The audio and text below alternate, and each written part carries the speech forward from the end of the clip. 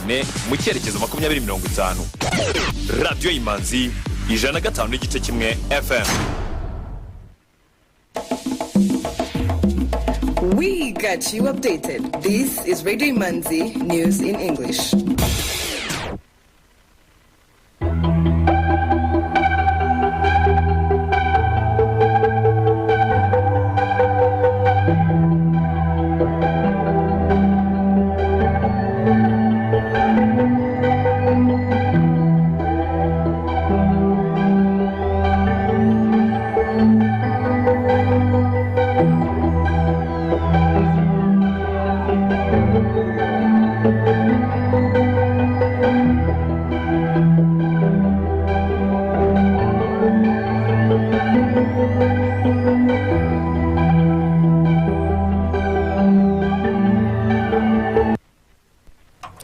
You are tuned to Radio Imanzi, broadcasting from Kigali. Here is the news in English, brought to you by Fiona Umuganwa and Manzi Prince. Now, the headlines. A $38 million factory with an annual capacity to blend 100,000 tons of fertilizers is expected to be completed in May 2023. Conservationists meeting in Kigali for the ongoing Africa Protected Areas Congress have urged African governments to approve the establishment of a Pan-African Conservation Trust. The International Monetary Fund has approved a 40-month $1.4 billion credit facility to Tanzania to catalyze growth and withstand spillover effects from the war in Ukraine.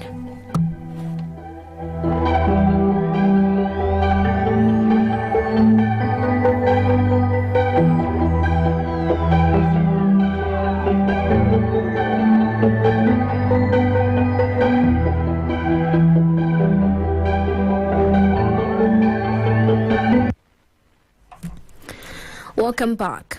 Now, news in detail. A $38 million factory with an annual capacity to blend 100,000 tons of fertilizers, which is being constructed in Bugesera district, is expected to be completed in May 2023, according to the Minister of Agriculture and Animal Resources. The project is a joint venture under the Rwanda Fertilizer Company, which involves OCP Group, a Moroccan fertilizer manufacturing firm, and the government of Rwanda. Initially, it was expected that the factory would be operational by the end of 2019, but in 2021, it was announced that the plant will be completed by the end of this year. Currently, the factory construction works are being done by Motor Angel, a Portuguese construction group, which is also building the nearby Bugesera International Airport. Minister Geraldine Mukeshimana said it's in the context of increasing agriculture productivity.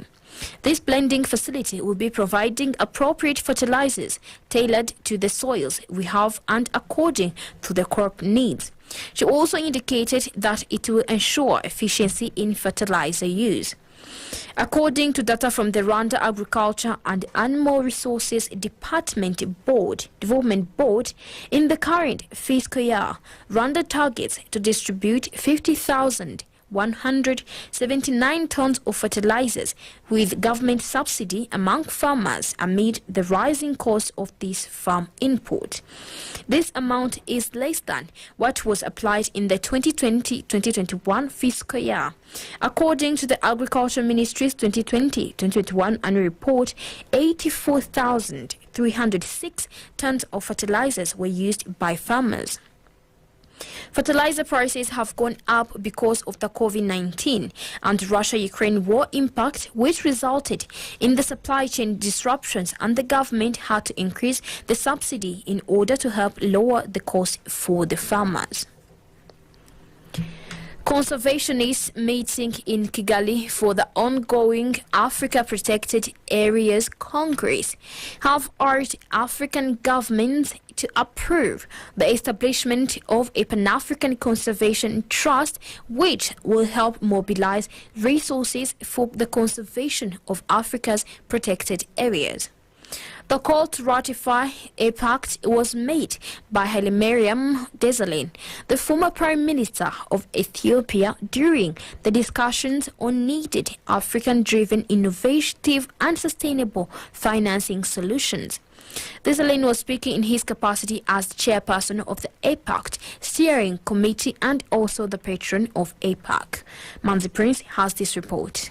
The Pan-African Conservation Trust concept has been co-created by the African Protected Area Directors in collaboration with the co-organizers of Africa Protected Areas Congress, the African Wildlife Foundation and the International Union for the Conservation of Nature. The initiative is seeking $200 billion for a Pan-African trust fund that would ensure sufficient and sustained financing for all of Africa's 8,500 protected and conserved areas. Desalegn said there should be a Pan-African funding, but they should have a segregated way of doing it. They need to have their own Pan-African Conservation Trust. That is what they are trying to advocate for, and maybe they'll be launching very soon this fund which global community can contribute to. However, he said, Africans should contribute first. We shouldn't be seen as beggars. We are not beggars. We should stand up and put our own resources into conservation. He noted that the African Union has already decided by its 2063 agenda clearly how to implement it. While Africa is said to have 8,500 protected areas, the former Ethiopian Prime Minister said there is need for identifying those that are in the worst state. He said, they are underfunded, they are undervalued. He urged African finance ministers to consider protected areas in GDP as African assets. The Minister of Environment, Jean-D'Arc Mujawamaria, said that governments should put green finance at the heart of planning. Rwanda has put environment at the heart of every policy, programs and projects. Finance ministers should sit together with ministers in charge of environment to ensure planning in finance, environment is put at the center. She made the case for finance to conserve protected areas so that tourism revenues from them benefit communities. She said, Rwanda allocates 10% of tourism revenues to support communities around the protected national parks. Africa spends less than 10% of what is needed to protect and restore nature. Now is the time to invest in the areas set aside as the backbone of natural infrastructure that underpins the inspirations we have set out in Agenda 2063. Reads part of a policy brief on influencing protected areas. Conservationists said this is an investment we cannot afford not to make. It is central to a just transition for Africa. According to the trust fund co-creators, there is the opportunity to close the financing gap for biodiversity, which is estimated globally to be as much as $700 billion, or less than 1% of global GDP, using estimated management costs of between $380 and $1,000 per kilometer squared to effectively manage a protected area. They said the financing required for existing African protected and conserved areas is somewhere between $2.63 to $6.7 billion annually. Most protected areas in Africa are managed on less than $50 per kilometer squared, facing shortfalls. Protected area managers are left without sufficient funds to pay staff and core operational costs. A Pan-African Conservation Trust would address this gap in Africa through a private, legally independent, sustainable financing mechanism for Africa's protected and conserved areas, supported by an allied African leadership and financed through global resource mobilization for green growth, COVID-19 recovery, among other sources, explains the concept. The Minister of Justice has said law enforcement agencies must step up by enhancing measures to detect and prevent the cyber attacks from the source, where investigation and prosecution can effectively take place. The Minister Emmanuel Ujirashibuja made the call while officiating the 9th Africa Working Group meeting on cybercrime for heads of units in Kigali that will last for 1 week. The meeting was co-organized by Rwanda Investigations Bureau and Interpol. The minister said as the world continues to recover from the disruptions caused by the COVID-19 pandemic, practices including the increased use of virtual workspaces, online marketplaces and e-governance have become the norm. While this presents opportunities to revamp economies and streamline public service delivery in general and justice in particular, it unfortunately and simultaneously increases exposure to cybercrime. According to the 2021 Interpol Cyber Threats Assessment report, the highest reported and most pressing cyber threats across the region was identified as online scamming. This targets and takes advantage of victims' fears, insecurities and vulnerabilities through phishing, mass mailing and social engineering. There is also a sharp increase in the number of online banking scams, including instances of banking and credit card fraud.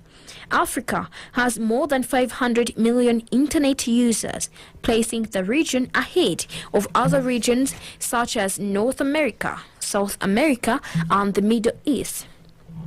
This volume of users relative to population equates to about 38%, which implies the number is expected to grow in the coming years given the accelerated digitalization. Interpol says that the COVID-19 pandemic has contributed to the increase in this type of cybercrime. Statistics indicate that 90% of African businesses in Africa are operating without the necessary cybersecurity protocols in place, but this has not stopped attacks from happening. A research study from Deloitte estimates that the financial loss for financial institutions in Kenya, Rwanda, Uganda, Tanzania and Zambia since 2011 to be more than $245 million. Another research study from a Kenyan IT cybersecurity company, Siriano, highlighted that cybercrime reduced GDP within Africa by more than 10% at a cost of an estimated $4.12 billion in 2021.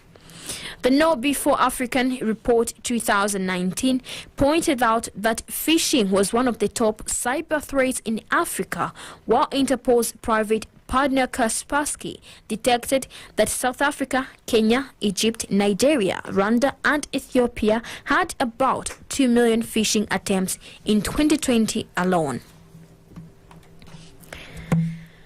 A 5-day course on food and drug quality inspection is taking place at the Rwanda National Police General Headquarters in Kachiru, hosting 30 participants from different institutions.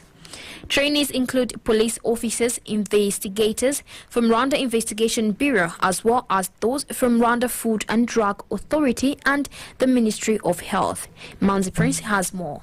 The Food and Drug Quality Inspection course is facilitated by experts from the Health Protection Department of the Italian National Police, Carabinieri, in cooperation with Rwanda National Police.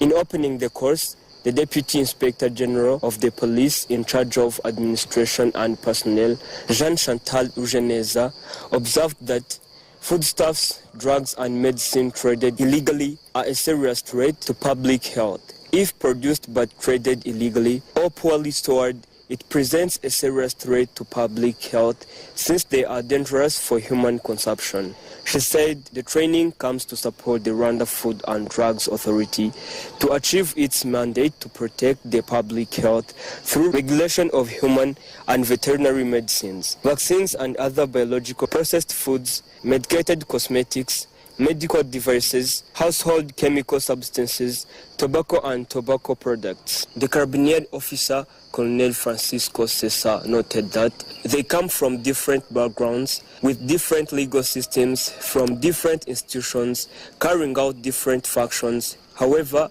they share something in common: a desire to learn from one another and stay up to date on how they can accomplish their mandate for a safer society. The Deputy Police Chief thanked the Carabinieri for its continuous support in various areas of capacity development. She urged participants to take advantage of the training to acquire more knowledge in food and drug quality inspection.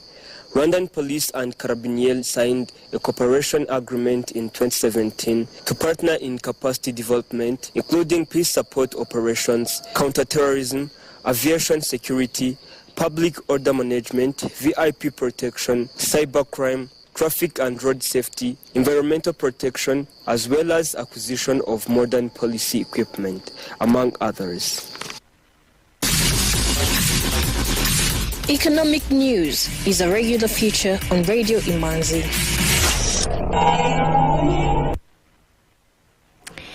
Members of Parliament have expressed concern that some business entities in Rwanda close shop after the expiry of tax breaks awarded to them as part of incentives to attract investments in critical areas.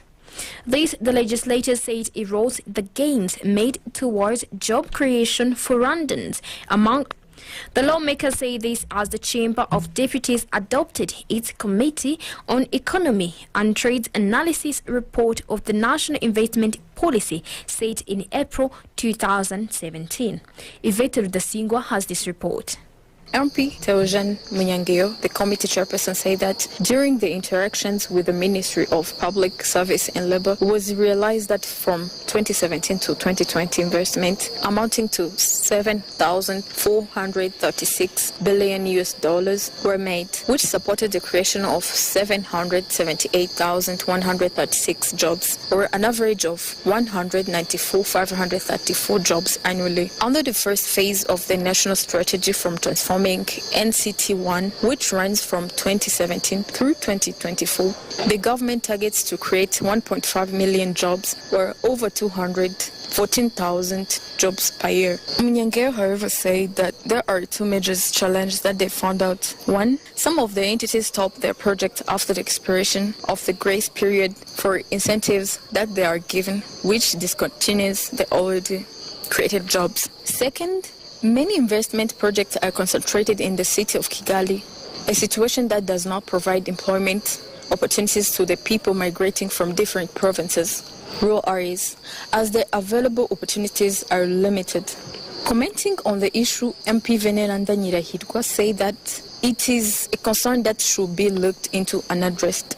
She said, one would wonder why those businesses do not continue working despite the support they are offered. If it's such a situation where people work only during the period when they are granted incentives like being exempted from taxes continue, do you think the country's target to create 200,000 jobs per year can be achieved? Munyangeo said that different reasons could be behind this problem, including some investors who were exploiting the law and those who rush to venture into areas just because they want to profit from the available opportunities is given areas, but with well-studied projects. At the committee level, we were thinking about looking into these companies, knowing their category, and then making an assessment.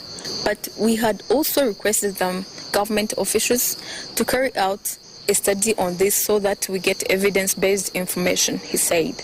Munyangeo said that the available documentation showed that there were efforts the country made which contributed to the investment progress and supported the nation policy implementation. They include setting an increased investment climate that attracts investors, where Rwanda put in place many investors' attractions, starting from the trusted national policy that is doing businesses. These include enacting laws governing and facilitating investment and trade, including the taxi legislation and determining the taxi how some businesses are exempted from taxi. For instance, the law of 2015 on investment promotion and facilitation provided a corporate income tax holiday of 7 years to registered investor investing an equivalent of at least $50 million in priority economy areas. Those are including energy projects producing at least 25 megawatts, manufacturing, tourism, health, information and communication technology, ICT, and export-related investment projects. But it did not provide a clarified time period for the 7-year tax holiday. Meanwhile, the law of 2021 on investment promotion and facilitation specified that the $50 million must fully be invested within a maximum period of 7 years, and the corporate income tax holiday comes from the first year following the year in which that amount has been fully invested. Rwanda remains the second easiest place to do business in Africa and is now 38th globally according to the 2020 World Bank Doing Business report. Now the Rwanda Stock Exchange market report. Today's trading session recorded its turnover of 230,617,000 Rwandan francs worth of bonds traded in 5 deals on the fixed income market and 10,660,800 Rwandan francs from 73,100 shares traded in 6 deals. I&M counter closed at 43 Rwandan francs. The trading session recorded its turnover of 146,200 Rwandan francs from 3,400 shares traded in 1 deal.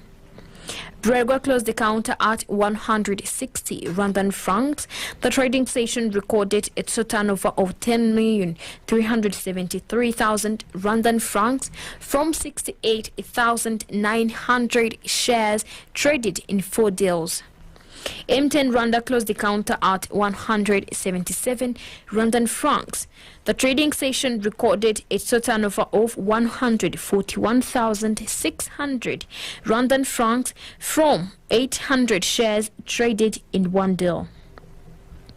Bank of Kigali closed the counter at 265 Rwandan francs, Simerwa at 120 Rwandan francs, Equity Bank at 440 Rwandan francs, Kenya Commercial Bank at 370 Rwandan francs, National Media Group at 1,200 Rwandan francs, Uchumi Supermarket at 104 Rwandan francs, and RH Buffalo closed the counter at 526 Rwandan francs as the market closed.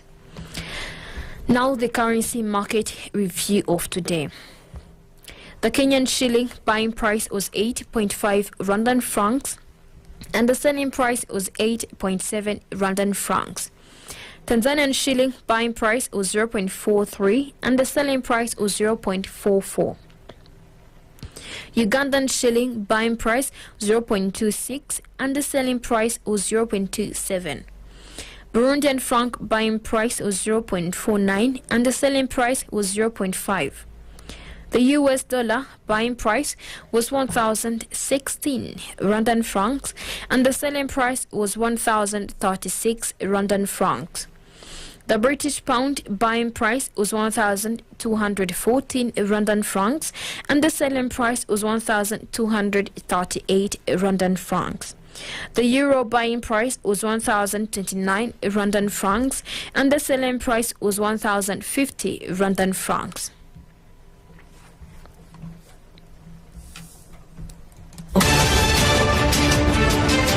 Some items of international news on Radio Imanzi.